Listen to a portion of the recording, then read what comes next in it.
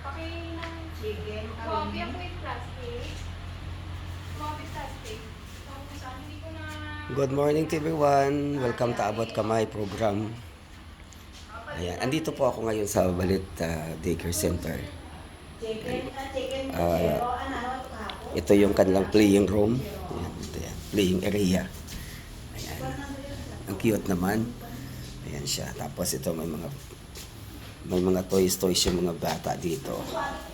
So, naisip ko na i-donate ng Abot Kamay yung mga stuffed toys na sa bahay na hindi naman siya nagagamit sa bahay. Wala naman na kami mga ano doon. Ayan siya. Ayan, okay. So, ang aming teacher ngayon dito ay si Ma'am. Ayan. Hello, Day. Ayan.